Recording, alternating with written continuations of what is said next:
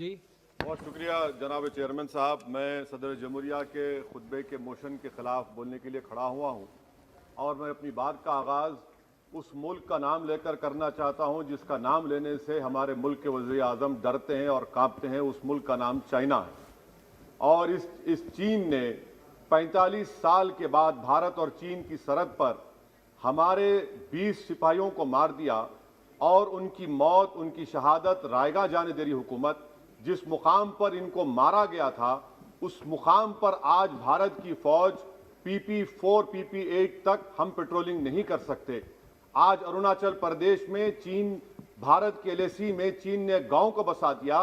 ये सरकार चीन से लफ्जी तौर पर इस बात का एहतजाज करने की ताकत नहीं रख सकती कि आपने भारत के LAC के अंदर एक गांव को बना दिया। नकुला सिकम में चीन घुस रहा है। आखिर क्या डर है उस हुकूमत को और खास तौर से वजीर आजम को कि वो चीन का नाम लेने से डरते हैं?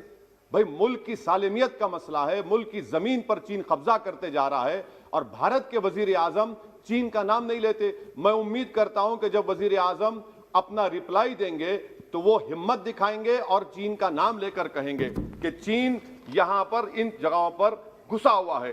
सर, चीन आज भी अपना इंफ्रास्ट्रक्चर बढ़ा रहा है, वहां पर फौज को बढ़ा रहा है। मैं सरकार से जानना चाहता हूं कि जब बर्फ पिघल जाएगी दोबारा चीन हमला करेगा भारत की फौज पर, तो आप इसके लिए क्या तैयारी कर रहे हैं? और सर, मैं ये तकरीर इसलिए भी कर रहा हूं क्योंकि मैं एक आंदोलन जीवी हूं, मुझे इसका फख्र है, इसलिए मैं खुल के बोल रहा हूं। अल्फाज छाप कर, किसी से डर कर बोलना मेरी फितरत में नहीं है।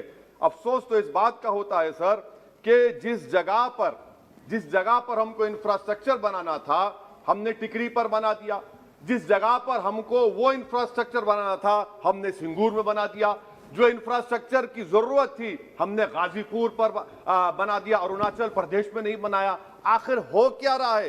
क्या किसान से जो बर्ताव किया जा रहा है वो ऐसा लग रहा है कि वो चीन की फौज बनी हुई है और जो चीन की फौज से बर्ताव किया जाना था आप किसानों से कर रहे हैं?